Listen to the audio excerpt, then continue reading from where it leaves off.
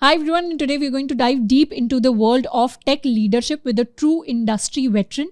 Today we have Jyoti Suroop, who is currently serving as the CTO, Chief Technology Officer at AngelOne, which is one of India's largest online stockbroker firm. Today we're going to cover a variety of things, including Jyoti's early days as a software engineer, his transition to e-commerce, then being a senior platform architect to building highly scalable products and managing a massive team of 400 engineers as a CTO. We are going to dive deep into many things, including AngelOne's transition from a vendor to building its own in-house team of engineers.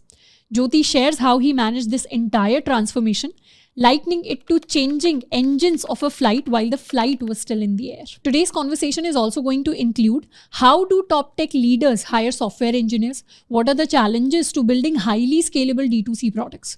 What is the tech stack for AngelOne? How did they transition from a monolith architecture to a microservices architecture? Why did they choose AWS over Azure? And what are the different technologies that they decided to phase out? And lastly, we'll talk about the primary responsibilities of being a CTO, the compensation for a CTO, the future and impact of AI in Fintech, and what does it mean for the industry. So whether we are a budding engineer or an aspiring CTO, this entire conversation is going to be no less than a masterclass. We are going to get a lot of insights, we are going to get a lot of advice, we are going to get a lot of perspective on how can we navigate our tech career better. So today we are with Jyoti, who is currently the CTO of AngelOne. So Jyoti, I'll start with the most obvious question. What has your journey been like in the technology sector, and what are the events that led to you becoming the CTO at AngelOne?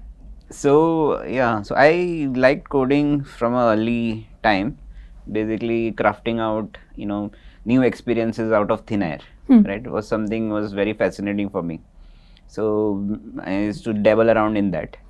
I started off my career, very specifically getting into places where I could build end-to-end products, right? Full stack, if you will. The back end, the front end, all the pipelines, etc. And I didn't go for brand and stuff like that or bigger companies where I would be solving point problems, right? So I worked on things like aerospace control systems, real-time operating systems. I even worked on the Windows kernel at Microsoft, right? I dabbled in that for about 10 years before I got into e-commerce and distributed systems. So I've done 3 variants of e-commerce, retail, travel, and now Fintech. Okay. On your last part, how did I get into AngelOne? See, when so I was always little apprehensive about stock market for a longest time. More of a SIP karke bhul jao type person, right? But during the time, I saw a lot of my friends and people in my team actually be very active on the stock market, right? I remember someone saying, "Why don't you buy Hawkins?" I thought the guy was talking about a pressure cooker, right? And then I realized he was talking about buying Hawkins share price. So I got interested on why people like doing it and what's the mechanics below, how does it work. And I found the domain to be very interesting, right? So when AngelOne came up with this offer and they wanted to basically rejig the old product and tech stack, I was very happy to be in the driving seat. So you worked at a variety of companies. You worked at Microsoft, then you went to Walmart and Go Ibibo, and now you're at AngelOne. So which one has been your favorite company and why? That's a very tough question. Honestly, I think the most fulfilling has been AngelOne because the problem space was so diverse. And unlike travel and e-commerce, now you depend a lot on partners, right? For example, in airlines we don't own inventory, like people like Indigo, SpiceJet, and other folks do, right? So a lot of things we need to rely on it. So that kind of gives you a lot of constraints. Similarly in retail, there are a lot of constraints, right? And you need to work within that, right? In the fintech space, I would say the constraints are much lesser. So what you can build as a product is constrained by your creativity and skills. right? So that was really amazing. I also got to build a pretty solid team pretty much from ground up. So I think everything else considered, this has been the most fulfilling part of the career so far. Okay, nice. So throughout your experiences, what were your key lessons that helped you in your current role when you're working as a CTO? Yeah, I think I'll talk about some technical lessons and some probably leadership lessons, for lack of a better word, right? So technical lessons, I think the first thing is keep things simple, right? I think many engineers tend to prematurely optimize or prematurely abstract out things, right? They start building a platform and then think about what they're going to be, what's going to happen when they hit high scale, etc. Right? And then it leads to more complications than necessary, right? Because it takes time for people to even understand the problem, right? So and yet you're building some stuff out for assuming that you're going to be very successful with the same solution, right? So the first lesson is don't prematurely optimize or abstract out, right? First solve the problem, get it right, then get it scalable, right? The other, so when we build software today, right, it's usually utilizing different components together. We don't write software in isolation, right? Your code will make some API calls, it will be housed in some cloud solution, it will use probably a managed database, etc., right? They are all things outside your control, right? So another key lesson is healthy distrust of anything which you don't control, right? So it's not a question of if something will fail, it's a question of when will it fail, and like what would you do to handle that failure. I think if you plan things like that, you can build more reliable stuff, right? Rather than assuming that this API will always work, right? And there's a structured process on how you can do this, right? For example, if you're making an API call, which is most people when they're building apps and they make API calls and to craft some new experience, right? So when you're making an API call, you need to ask yourself, how much time am I willing to wait, right? Because you don't know the other system has failed or not. You might be waiting forever. So you need to see, I need to give it a budget. So let's say I'll give it 1 second for the API to respond, right? And then you need to think whether you need to add a retry. Will I retry? How many times would I retry? Right? Now, once you do the maths, then your guarantees become evident. So if 1 second timeout, let's say you want to retry twice, then your bare minimum time that you can promise your customer is 2 seconds. Right? So generally you work the other way around, saying what do you want to promise your customers, and then divide up the budget. Right? So having this structured thought process and healthy distrust, I think is very helpful in building things. The third lesson I would say is be lazy. Okay. Think a lot more before. I think it ties into the first point only, right? I mean, think more, and before you kind of get into a lot of the nitty-gritties of execution. Right? What I've seen is engineers who are lazy, generally build better solutions. Because they don't want to do copy paste and a lot of other things, right? Or manual work, so they'll figure out ways to get things done via tooling, etc., which generally is much more scalable, right? In terms of the team, what I try to do is, there's a fine balance between allowing a lot of diverse opinions, because engineers are opinionated. Very right. So everyone would have a different way of doing the same thing, and you don't want an eco room, right? You don't want a room where let's say a senior engineer says something and everybody says okay, right? We want to have a dialogue. So and that comes out by enabling psychological safety for engineers. So even a new person can actually challenge something, or ask some questions, right? So you need to enable that environment. At the same time, as a company, we need to make decisions, right? And we need to get out products, right? Because every opportunity has a time window. It's not like this, this opportunity is going to be lasting us forever, right? So how do you balance both, right? How do you have that dialogue and difference of opinions, but still kind of disagree but commit within a time frame? I think that is a art more than science, Okay. right? But I sincerely try to enable it for the teams. I also like to keep teams lean, right, without too much, so that engineers and product designs kind of So work together. if you don't mind, like what is the current size of the tech team and the prod team at AngelOne right now? So we have about 400 people in tech, and I think about 150 people in product. Okay. Right, which is pretty big, Hmm. right? But if you look at we have structured them in pods, right? So if you look at a specific team, they are still lean, and and they connect to each other rather than going up in a hierarchy and connecting down, right? So they talk to each other. They take most decisions locally, right? So that's what we try to do. Okay.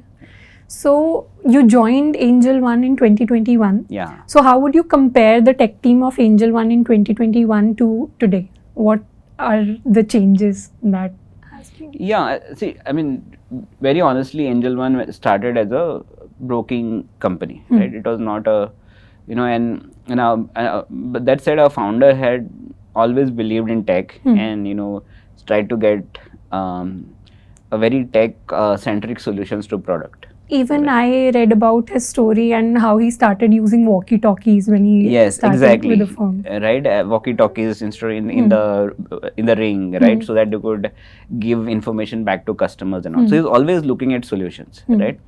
When I joined, a large part of the team was vendor-driven. Right, some specific team was handling the apps, and we used to kind of outsource it to those vendors. And similarly, there are a lot of contractors for back-end systems, etc. Right, and then we had few core engineers, and this was during COVID. So we had the engineers were spread across a bunch of different cities in India. Right, so the difference between there and now, I think, it's a good blend of the people who were here for a long time and had good domain knowledge and knew what works, what didn't work in financial ecosystem, and people who came in from outside, who had some best practices on, what works in distributed systems or building B2C apps, what appeals to customers and stuff like that. But were not necessarily fully conversant with the fintech domain. Okay. Right. So I think now people have exchanged ideas and skills. So it's a good marriage. Nice.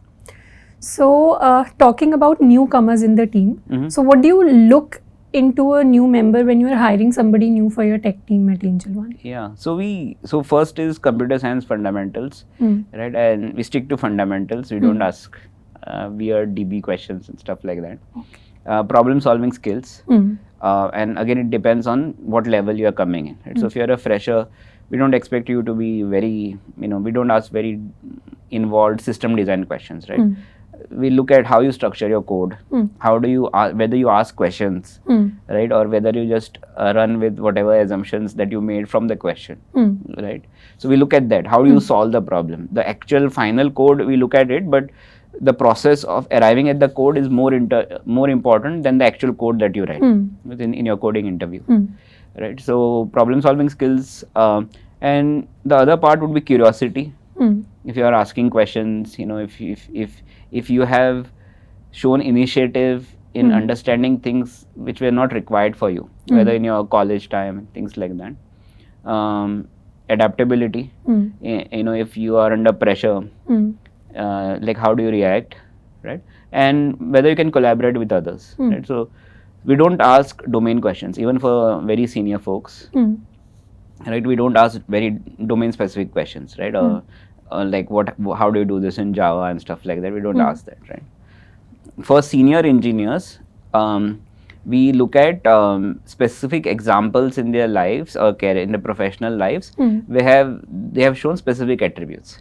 So collaboration for a fresher, I mean, we use the judgment of the interviewer because very difficult to make it out, right? Yes. But once we are hiring someone laterally at a very senior level, we ask for very specific examples on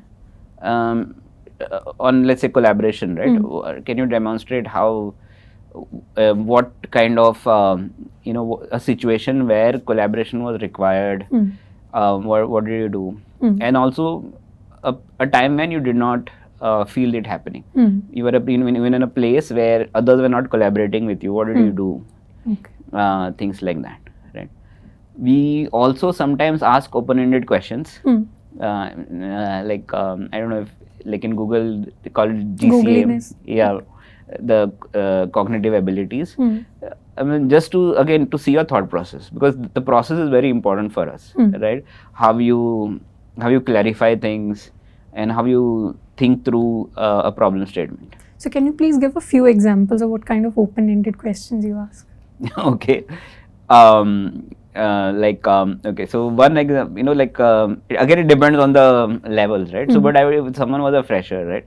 So I would ask something like, how would you, let's say, colonize Mars, right? So and then we look at as I said, right, the process, right? I mean, what is probably not a great idea is going on a rant, saying I will do this, I will email Elon Musk and stuff like that, right? Because that means you're not asked relevant questions, right? I mean, do you want to colonize Mars for the entire Earth, or just for a few people? What time frame are you looking at, right? Is there a budget, right? So those kind of questions should come in your mind, right?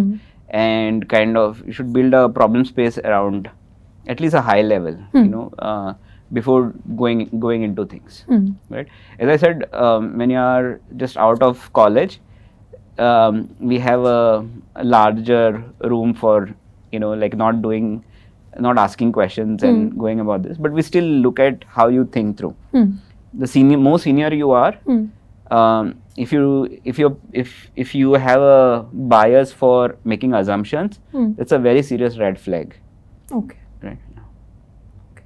So you said that before 2021 there were vendors involved, and then you kind of started with the in-house team. So did you build the team from scratch, and did you also build the technology from scratch, or was some code taken from the vendors? Yeah, so I think we changed a lot, both in terms of the code and other things and the DNA, right?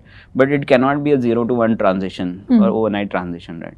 So we had to change the engines while the flight was in the air, okay, right? And we had to do it bit by bit and iterate on top of it. Honestly, the first 6 months were spent in ruggedizing the current things. Whatever was, business was growing, right? I mean, we were growing at a very fast pace, right? And we didn't have time to change everything, right? And I also didn't know what needed to be changed, right? So first 6 months we just spent time making sure things were stable. Apps didn't crash. We had monitoring, alerting, things like that, right? And that enabled us to understand systems better, and then plan for what needed to change, like what are the recipes, what tech stack we should build in, things like that. In terms of people also, as I said, we had some people here, all besides the vendors, like some in-house engineers. And we also hired a lot from other, like I would say B2C companies, right? So we have hired people from Amazon, Walmart, Microsoft, Uber and stuff, places like those as well, right? Okay. And they have a taste of executing on requirements, building for scale, right? Things like that. So we wanted that DNA. One more very obvious question. So as a CTO, what are your primary responsibilities right now? So my primary responsibilities, first and foremost, is building scalable teams, empowering them to execute, aligning them with the company's vision, right? Making sure our tech is robust and scalable, and innovation, right? Helping the team with the overall company, right? On the last part, I run another small team called Labs, where we look at 2 to 5 year horizon of how do we build stuff for customers at that time scale level. Because in BA you generally do delta by delta by delta, right? And sometimes it helps you you are dancing on the dance floor. Sometimes it helps if you can go up to the first floor and see what's happening, right? So that's what we do in the labs team, right? So it is both technical and managerial swim lanes, and I try to drive in both lanes, obviously different times. So I get involved in major architecture and design reviews of new things that we are building. I look at I also am very keen in attending all incident calls.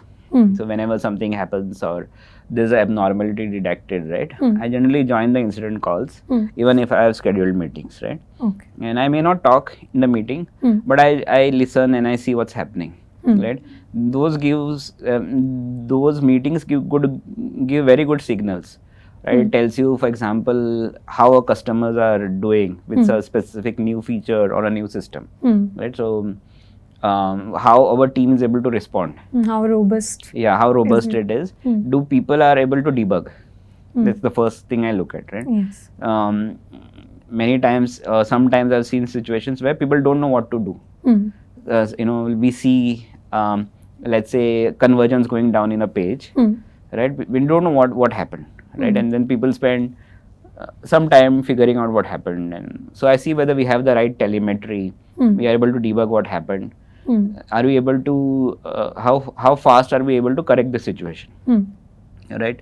And that is a spectrum, right? One is let's say this is a new thing that you released. We release about 5 times in a day across, right?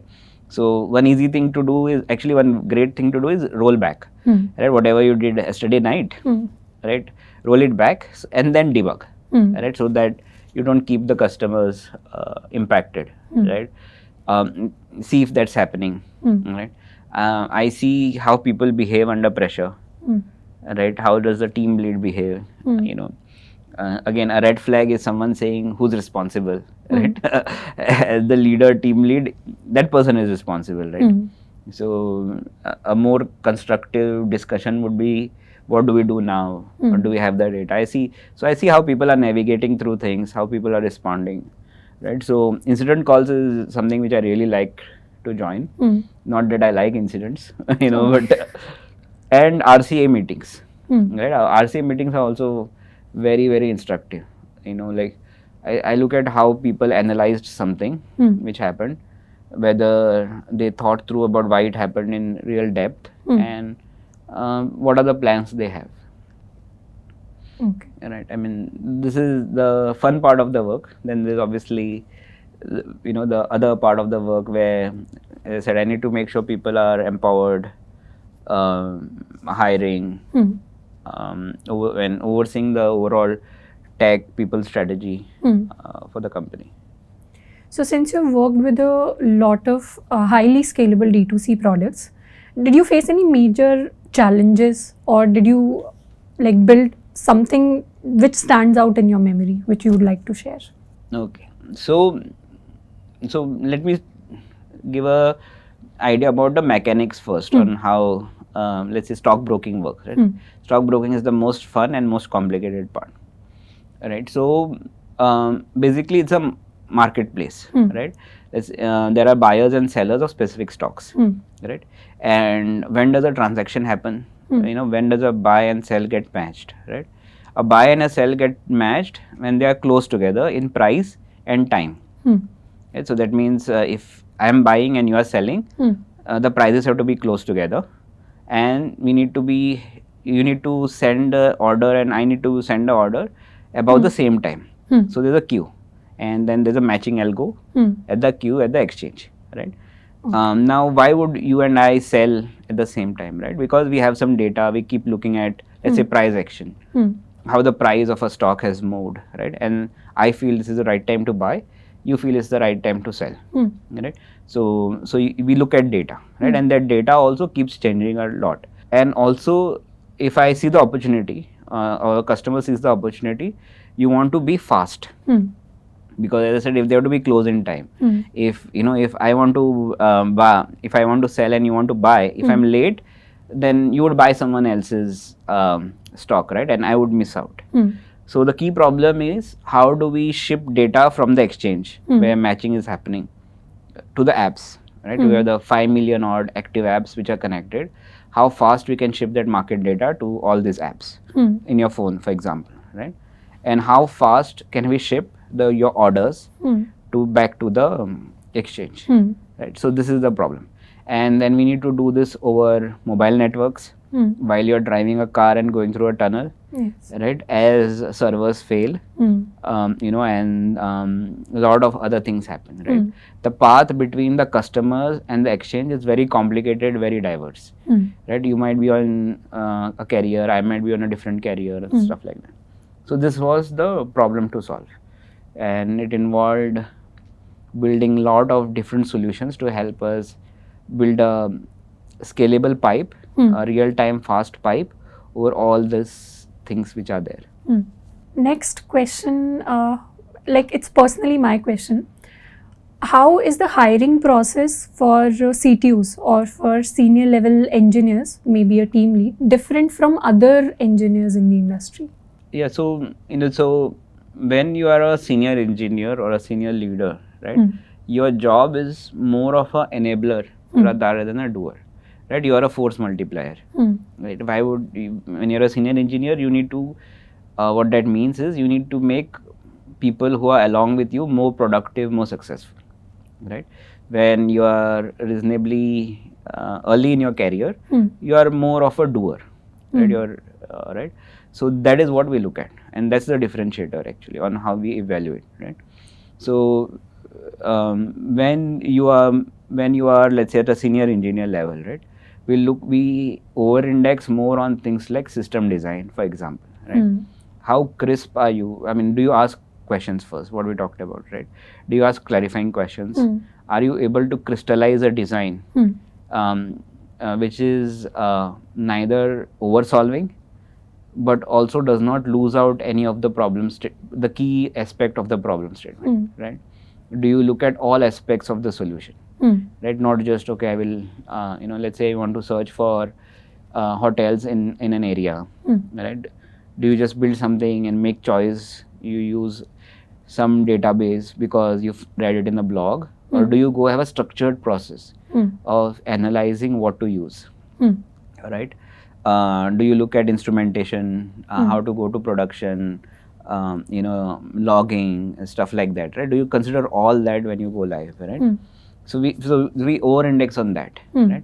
And less on, let's say, algo design or solving how fast you're coded, etc. Right?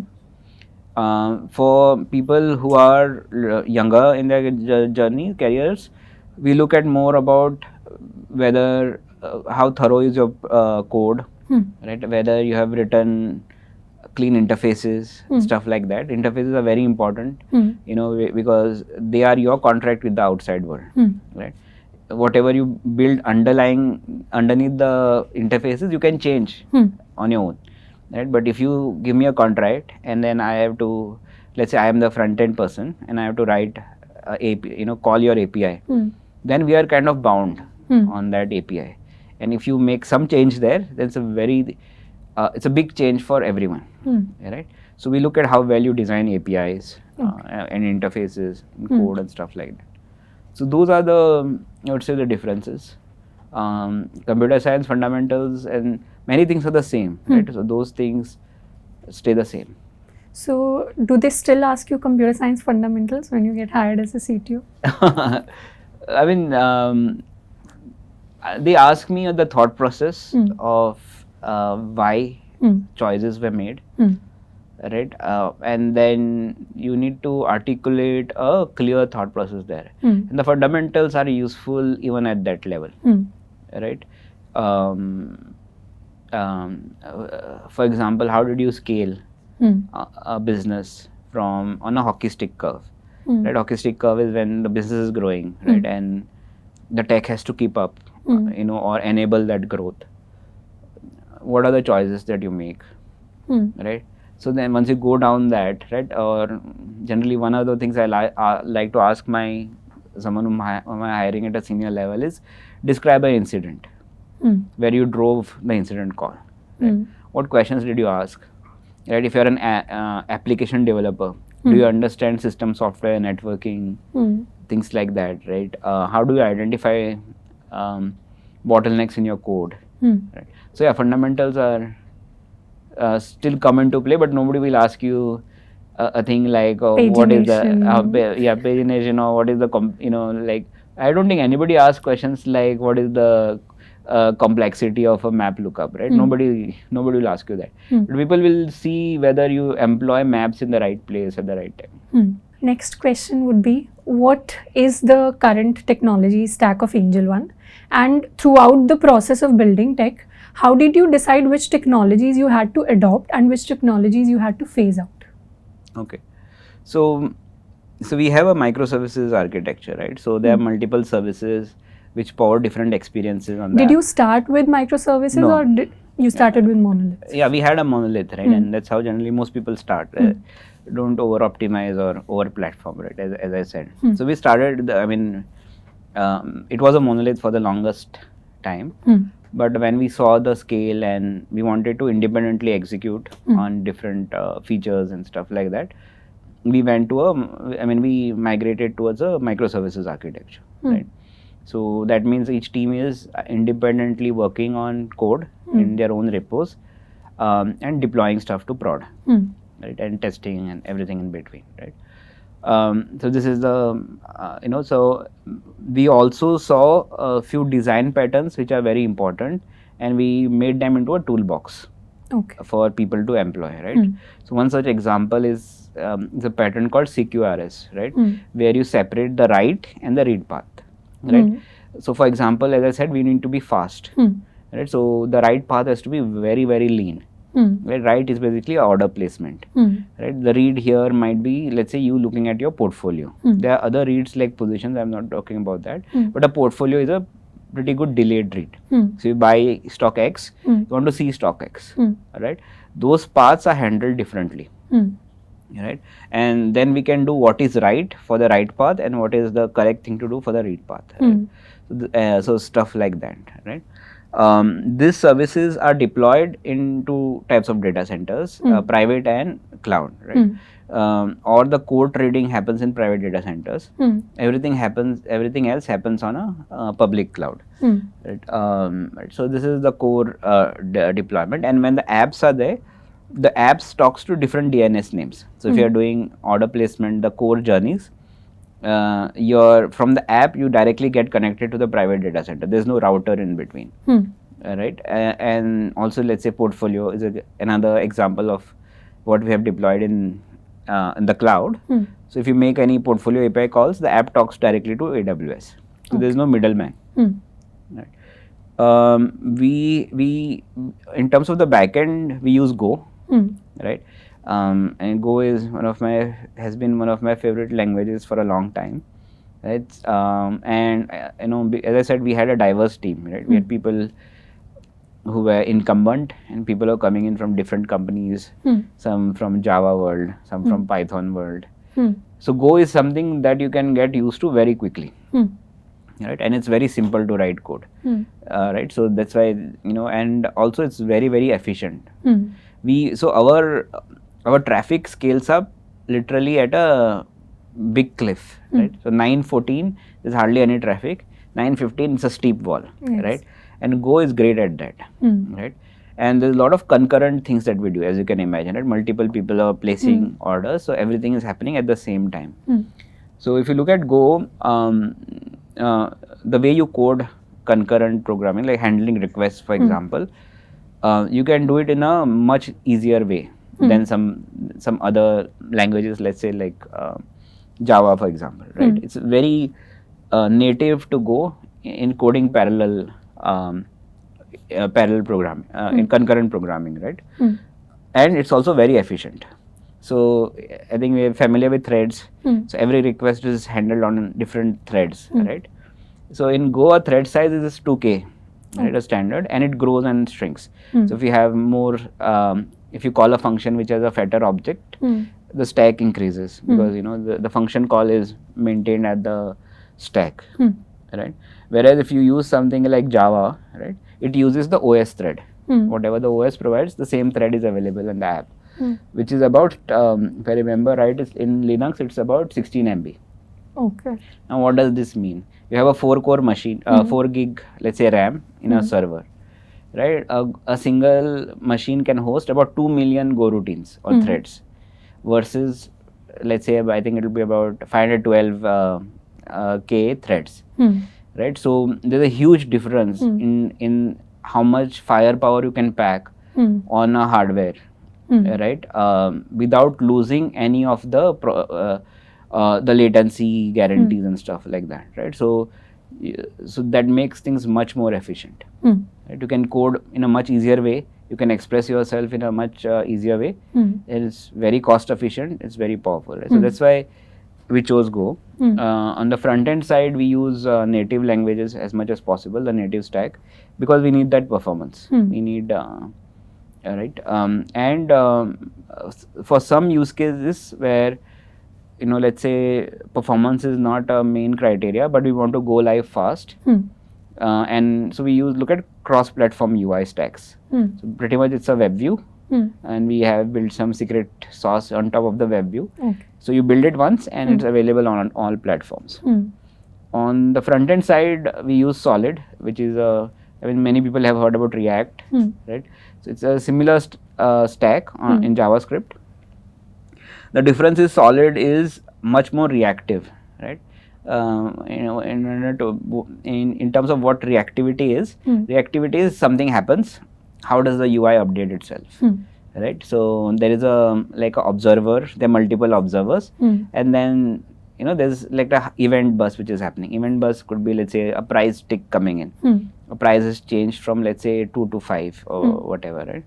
So now different panes need to react to the change and update themselves. If you are slow in that, the customer will not have a good experience, because something will take here, something will not take there, and stuff like that, right? So we want everyone to react as fast as possible. So Solid is great for that, right? So that's why we use Solid in the front end. Okay. For databases, we use standard ACID databases. I am not a big fan of, you know, I would say it's not a big fan. I mean, I think the MongoDBs of the world have their own use cases, but they are also heavily abused, right? The ACID semantics of a database, even though it's very old school, it actually makes for a much better programming model. And the SQL engines today are, so, you know, they scale pretty well. So we use databases. You know, we try to avoid, or rather we try to stick to the ACID compliant databases as much as possible. Did you phase out any technologies that you used to use? Yes. So, you know, and a lot of the code, let's say on the back office side, which is doing all your billing and a lot of other things, right?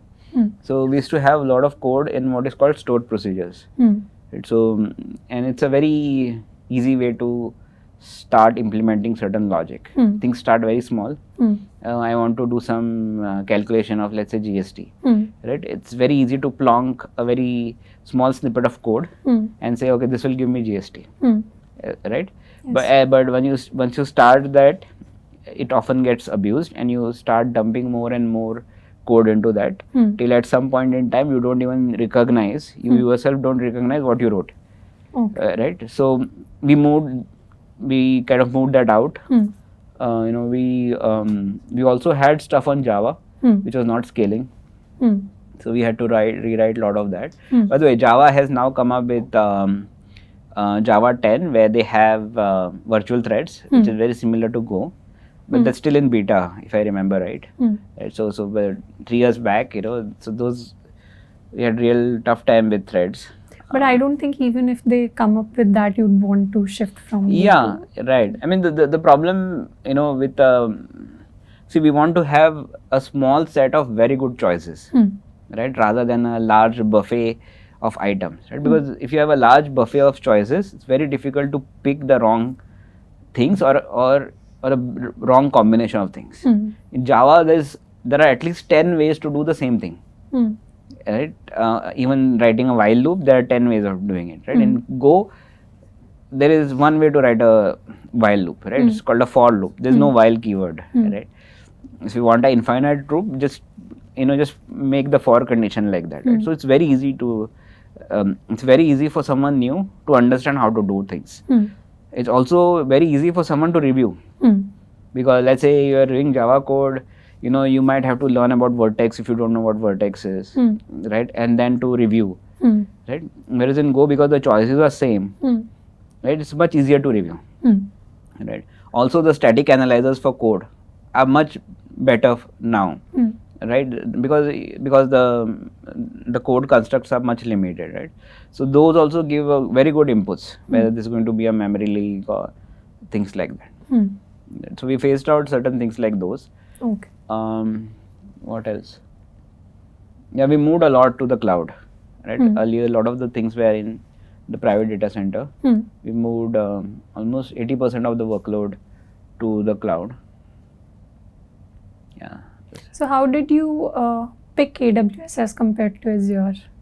So I personally worked with Microsoft Azure. Yeah. So how did you make that decision? So I am also ex-Microsoft. And by the way, the stuff I used to work on Microsoft was the start of Azure. It was the Yes, I read about virtualization. Yeah, virtualization, right? There were virtual PC and virtual server. So they were the some of the core construct on which Azure was built. See, there are a few things, right? I mean, for us, AWS provided the set of constructs we needed to move things fast, because we were running against time, right? We had then the flight was taking off, the business was booming, and we had to move fast. So AWS, at least for our requirements, was in a better place to help us build that. Let's say, for example, data. We wanted to build a data lake, right, very soon, and house all our data at one place. Because there were a lot of analysts and data scientists and all that coming on board, and they were used to certain things. They wanted clean notebooks, clean data, which never happens. But anyway, so they wanted all these things, right? So in AWS, a lot of things were pre-baked where we could quickly go in. And I also personally, I felt that at least I had much more experience working with AWS. I knew what works and what doesn't work at AWS much better than some of the other services, and especially in managed services, right? So I think the core virtualization infra is pretty straightforward, like compute. What is unique is, for example, managed databases, things like that. Do they give you good insights? Alerting, monitoring, right? Because चालू तो easy हो जाता है, right? You start using a database, it's same Postgres you can use in Azure or here anywhere. So the code writing is very easy, but can you monitor, let's say, what's happening on your temp DB to see how your joins are performing, or what are the slow queries, etc., etc. Those are the details which matter. For which AWS had slightly better tooling for some of the choices we wanted. Right? So we did that. And actually, because of that, we moved our private data center also close to AWS. Because what happens is, as trades and trading and prices come in, we ship that to AWS. So we wanted a pipe which was a very fast between our private and AWS. And they helped us with that. So let's suppose there is a software engineer who's currently working in the industry, and he or she is looking towards a CTO position in the future. So according to your suggestions, what kind of experiences should they get in the industry if they're eyeing that position? First and foremost, you need to be a generalist, right? It's very difficult to get to a leadership position if you are, let's say, only a backend engineer, or if you only worked on Android. Right? It's very, because you would not understand what is happening on the other side, right? And if you don't understand what's happening on the other side, it's very difficult for people to respect your opinions, or for people to come to you for anything, right? So the first thing is, be a generalist, right? And again, that's not a silver bullet for everyone. There are many people who don't want to be a CTO, and that's a great choice, by the way, right? You want to be an engineer and you want to be an Android engineer. That's a great choice. But your question was, what if they want to be a CTO, right? Then you need to work in different parts of the tech landscape. You should spend some time on the front end side, right? You should spend some time on the back end side. You should spend some time on the data side, which is again a third big pillar which is coming up now, right? You may not know everything very well, right? Generally, you have some great strengths, right? Either you're a great front-end engineer, but you have coded a back-end service and you know what's happening, you know, the core pieces, or the vice versa. But you need to have a flavor of all three things, right? So the second part would be, how do you enable people? That is a key thing, because you are not going to code as a CTO. Right, and it doesn't matter how well you code as a CTO, right? What really helps is how can you help people who are actually solving problems, right? And this is not like giving design guidance saying let's do it exactly like this, right? It's all about enabling them to do it better, like a toolbox, right? You don't want to give them a fully baked car. Nobody would like that. No self-respecting engineer would take a design from someone else and code it, right? That's not fun. What they look for is a toolbox. Like for example, authentication and authorization. If there's a library, great, I can use it. I'll use it how I want it. So enabling those kind of a thing. Enabling, as I said, a team where people can talk to each other. Engineer, a front-end engineer, back-end engineer, a design person, a product person, sitting, pretty much on a table, ideating about the feature, right? People love that because it becomes a mini company within a company, right? So how can you enable that, right? Stakeholder management is another key part, right? How do you work with your business partners, product partners, passing on bad and good news as it happens, right? So being able to have those conversations, build relationships, I think that becomes more and more important at the leadership level. So one thing that has come up a lot in the past few years is AI and machine learning, and we hear about it everywhere. So what do you think the impact of AI and ML will be in the fintech sector? Or have you personally seen an example of it impacting the sector? Yeah, so I have, and there's also I have a lot of interest in this space. So so there are a lot of commodity use cases, I think, which are already solved pretty well, right? I mean, customer service, chatbots, KYC, image recognition, and all that. So I think there are a lot of commodity use cases where there's big relevance and of commodity ML, right? Specifically for in the fintech domain, right? So imagine having a financial advisor, right?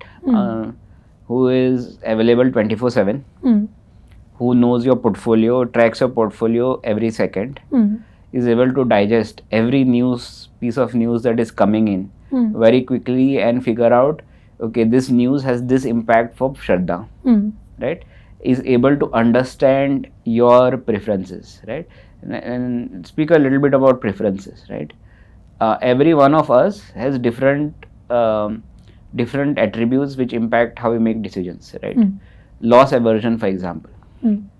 Let me ask you a question, right? Let's say you there are two choices. Okay, choice A, you get 20,000 rupees guaranteed. Choice B, it's a 50-50 coin toss, right? Heads, you get 1 lakh. Tails, you get nothing. What would you choose? I'd probably take 20,000. Yes, right? I mean, that's what most people end up doing. But if you look at the expected outcome, right, is 50-50, 50%, so 50% probability. So expected value from the choice B is actually 50,000, right? And expected value of the first choice is 20,000, right? Now, there's no good and bad here, right? It's a choice. And a lot of people have this loss aversion as an attribute. They want to avoid making a loss, even though there's a higher profit at the end of the choice, right? when we give advice, we need to advise it, tailor it to your needs, right? So imagine a financial advisor who knows you more than anyone else, right? Exactly what are your preferences in terms of risk taking ability, how much float you need, free cash you need, right? Now, and the same advisor has very good fiduciary qualities. Fiduciary is basically that advisor thinks more for you than for their self, right? You might have seen many people who try to sell you insurance and other things, right? Generally, there are some relatives, at least my relatives. There was one of my relatives used to send me all insurance plans or other things, right? And you know that they have some commission, right? Then you think, Acha, if he's selling me this, what commission is he getting, and is he giving me the right choice? Are they doing the right choice or not, right? So that fiduciary is always questionable, right? Imagine an assistant whom you can trust, or whose fiduciary qualities are well defined, right? You would want to have such an assistant, Yes. right? And that is actually the promise of many of the things which is coming in Gen AI, right? And we did experiment with some of this, right? And we experimented both with a narrow model. A narrow model is something that we train on specific things, right? I mean, we have a lot of data, and let's say company performance, right? If you want to pitch to Shradha, we'll say we'll look at all IT stocks. There are not many, like Infosys, Wipro, and all that, and we can run our own ML on them, right? And then figure out what is the price prediction for Wipro or Infosys for that matter, what is the right choice for you and stuff like that, right? And that is the same strategy for many use cases. What we found is, but if you use one of the, and this is changing very fast, so what I'm saying is for GPT-4, what we found is that actually if you ground it as whatever I just told you, right? That you are a financial analyst, you have access 24/7 to information, Shraddha's, is a blah blah blah, right?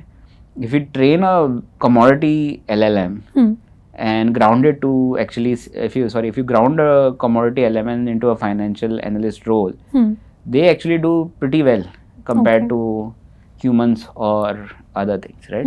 And this is where we want to see how we can augment both specific context that we have, context in terms of customers, businesses in India, right? And have a commodity LLM which has, for lack of a better word, real world knowledge, right? So you have, they have in their parametric memory how a financial analyst actually worked for solving, right? And if you don't over define the problem, so we didn't tell GPT-4 to actually, for example, say use Sharpe. There's a Sharpe ratio is a common way we measure company, basically a common way we measure opportunity. It says, is this worth investing? If you tell it, then you lose the plot, right? We, instead of saying use this, if you say use a good technique, right? Then we've seen pretty wonderful things, right? So that is something that we, I think, is going to change how we, a 24/7 financial analyst is something that will be very interesting. So, just to get a number from you, how soon do you expect it happening? Yeah, I'll tell you how GPT 3.5 and 4 changed, right? So when we're experimenting with 3.5, let's say we wanted to tell you, okay, Shradha is XYZ and a market have fallen. What advice do you give Shradha? Yeah. It will tell you a lot of good things. Okay, it will say stay calm, don't make impulsive decisions. But it will also give you some bad things or something which could be avoidable. For example, I think sell this, buy this, rebalance and stuff like that, right? Doesn't make sense, right? If you look at GPT-4, the quality of advice is, the things which are good have stayed, but the deltas have been much better. The quality has been much better, right? And I think this progression is going to be geometric. It's going to be increasing faster and faster, right? So it's going to happen sooner than most people expect. I think there's a lot of research also people are doing on, I mean, what we talked about fiduciary qualities, right? How altruistic they are, how much hallucination can be reduced. So there's a lot of active research also going on in this space. So I think it's going to be sooner than later, right? The problem with that is, if you look at the market, it's an efficient market. And what it means is, if you have made money, that means someone else has lost money, right? And that's how that's the core hypothesis of a buy and sell transaction, right?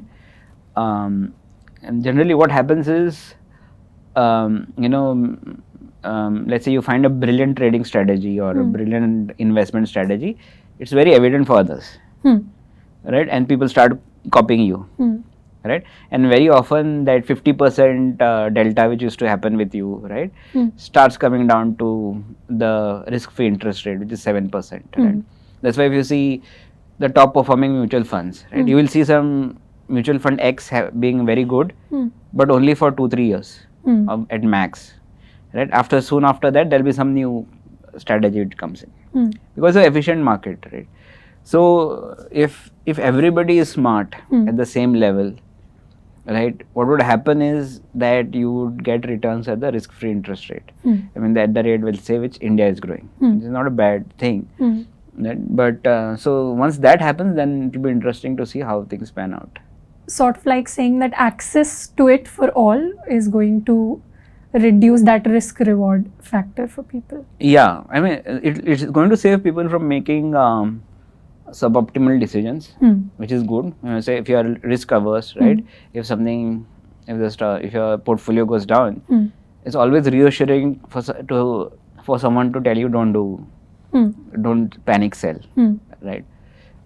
Keep invested, right? It's always reassuring for someone to do that. And also, if someone understands you a lot, let's say you make bad decisions on Friday afternoons for some reason, right? It's also reassuring for for people to know that there is someone who's looking after me in terms of guardrails. Well, what does it mean in broking world? Let's say I'm very impulsive in buying something, right? And I don't know if you know about options, but you can put a stop loss, saying I place a bet. If it doesn't work out and I lose 5% of the money, I want to exit, right? Most people don't put if there's a 5% loss, right? So what happens is they take a naked gamble, right? If there is a friend that I have, an assistant or a co-pilot that I have, who knows that and who can help me just before or just after I do something stupid, right? I think that is going to make people lose less money, right? And if you look at the whole investment space, I would say there are two sets of people. There is retail, which is pretty much all of us, who are investing mutual funds into mutual funds and plowing them through retail, and people are buying, selling stock. On the other side are institutions, I don't know, like hedge funds and all, right? And there is a asymmetric situation there. A hedge fund has more skilled people. Yes. Right? They are maths PhDs and whatnot. They have much better tooling, and generally they have much deeper pockets. Yes. Right? So there's a big skill gap here, and when there is this gap, generally money flows from one side to other more. Right?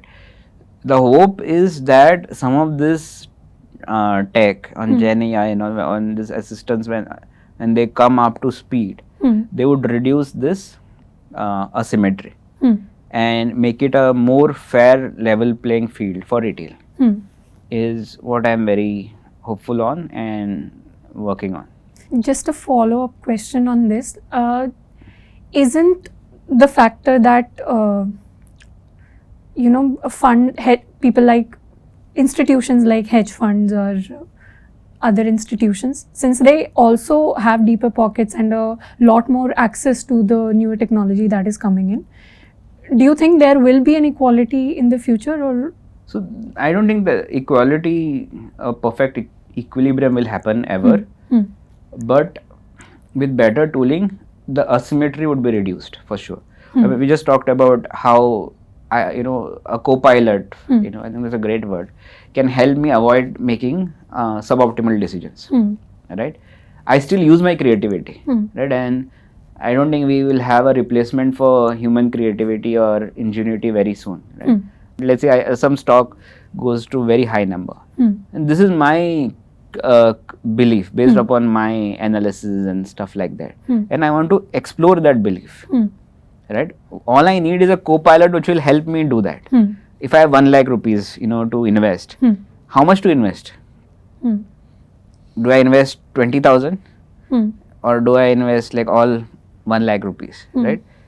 Now there are maths behind this. Like, if you're interested, there's something called as Kelly's criteria, which tells you what is the probability of the thing happening, what is the profit out of that thing happening. Right? If the probability is low but profit outcome is better, then you place more bet. Right? If higher probability you place, I think you get the gist. Yes. Right? But most people don't have those formulas and stuff like that. But the hedge fund algos are constantly working on that. So if retail also has access to this co-pilot, to this kind of constructs, right, then the skill gap would be reduced, right? And the free money, which is, it's literally free money for many of those folks, right? That flow will be reduced. Okay. And I think you must have read this is public knowledge, right? Jane Street made $1 billion from just the Indian selling options just in Indian stock exchange last year, right? So those kind of things would stop happening less. So the promise of AI is less disparity. Less disparity, right? Or more skills for the retail user. Okay. So this was all about how AI is going to impact maybe the financial industry. Has AI also made an impact on your tech team, on the software engineers working there? Yeah, so we use, we have a good partnership with Microsoft on that. So we use GitHub as a core repo for all our code, right? And we use the GitHub Copilot for a lot of things, primarily automation test cases, right? So we got pretty good results there. We still don't use Copilot to auto create code because of some of the performance and security and other reasons. But test cases, we allow it to write on its own, right? So we use Copilot a lot. We also use some of the other commodity models which we have on things like predicting traffic. Okay. Right, which is very important for us, right? So because we are a business at the end of the day, so there are two ways to make profit, right? Make more money or save cost, right? So when, for example, when our infra cost, and now let's say this happened on June 3rd for the election day and the votes counting day. Yes. How much traffic would hit us, right?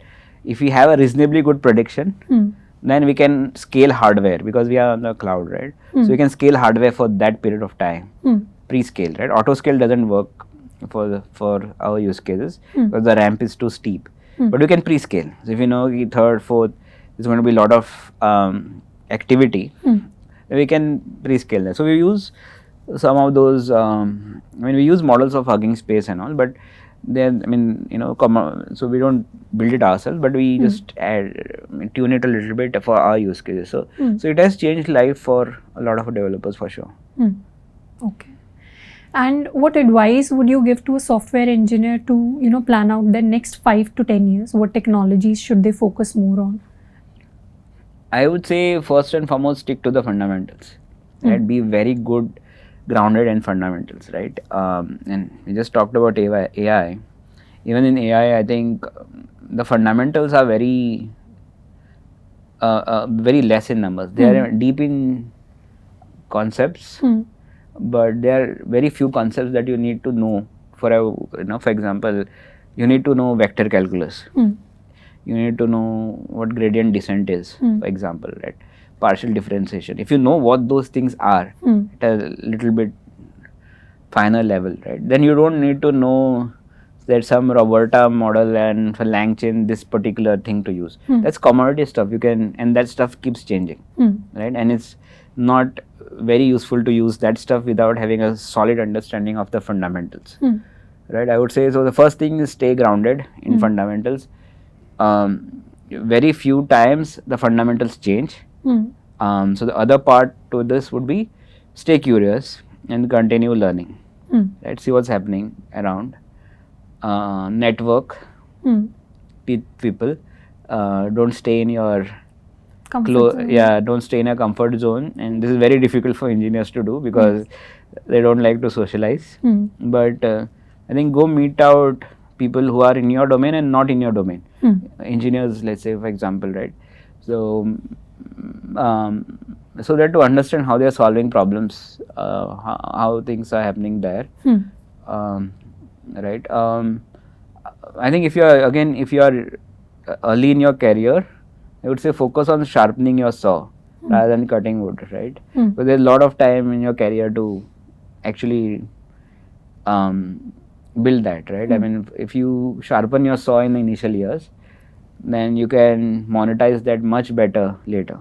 So, what that means is don't be like, if you get an opportunity, let's say, for a slightly better delta in terms of comp, and don't just make the decision for that. Because you might end up in a place where your learning stagnates. You are just doing a point thing in a very big team, right?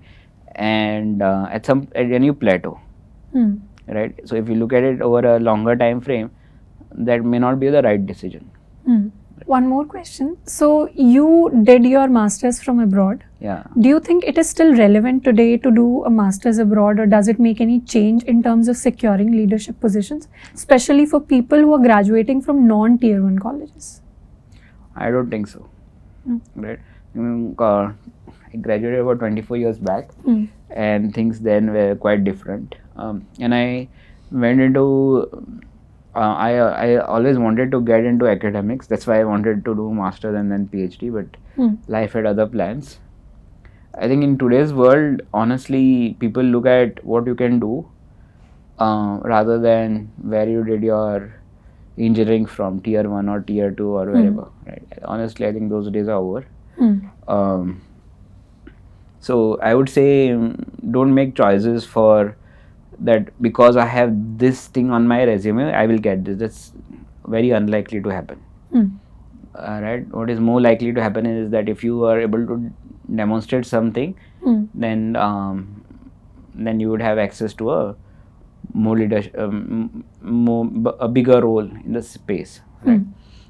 One catch, when I was in the startup world about 5-6 years back, yes, there was some bias towards tier 1 colleges, right, in terms of funding and other things.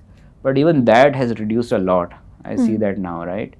I think people just look at obviously people put bets on people. Like, if you're an angel investor or a VC, people will bet with people often more times than the idea. The idea, you will pivot, right? You bet on people. But I think just making the bet just on academics, I think has reduced a lot. Okay. Next question would be regarding the current scenario of tech in India. In fact, this scenario we've seen for a lot of time now. Every year 15 lakh engineers graduate, but not all of them secure a tech job.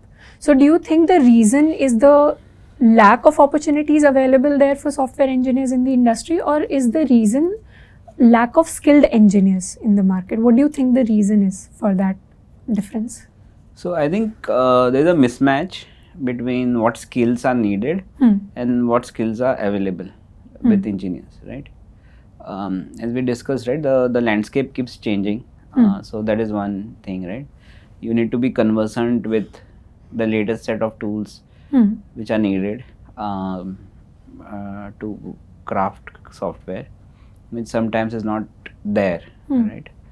Also, I think there is either people are too theoretical, right, and they don't know how to translate theory into code, or people have just point skills, right? So they would probably use one specific thing without understanding a little bit of the finer aspects of things, right? Data scientists, when I interview data scientists, this is one thing that I feel, right?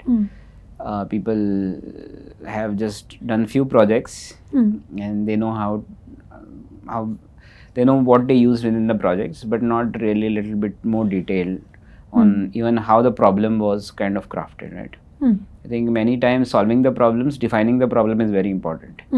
And I see many engineers who are not able to define problems very well. So you believe there are ample opportunities for engineers, just they need to level up their skills? Yeah, I think so. I think there is, even with everything else that is going on, and even with a lot of automation and other things happening, there is still a lot of scope for skilled engineers. Okay. And what is your long-term vision with AngelOne now, especially with the technology part? Yeah, so before technology, right, I think the opportunity in India is immense, right? So if you look at demand penetration, like how many people have actually invested in the stock market, right? It's about 3% right now, right? If you look at China, it's about 15%. Look at US, it's more than 50%, right? So the scale is just going to grow, right? You'll have more and more people coming in who are going to invest in the stock market in some fashion or another, whether they're SIPs or other things, right? And you're going to have, in India has a lot of people who are getting into the working space, right? People are working more, a lot of the India's population is young and actively involved in the workspace. They would have aspirations. So there is a huge space there for understanding customer goals, understanding customers, understanding customer goals, and providing them products which are tailored to their goals, right? So the opportunity is immense, right? In terms of the tech space, how do we translate, how do we build products to satisfy those needs? As I said, I think AI and specifically the Gen AI space is going to have a very big influence on this, right? Which would mean that we need to have access to data. That's the first prerequisite, right?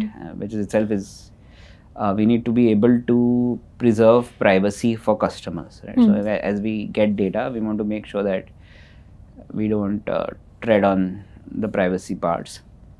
And with all this, how do we churn out insights fast, right? Because as opportunities are time boxed, so so those would be the key problems to solve.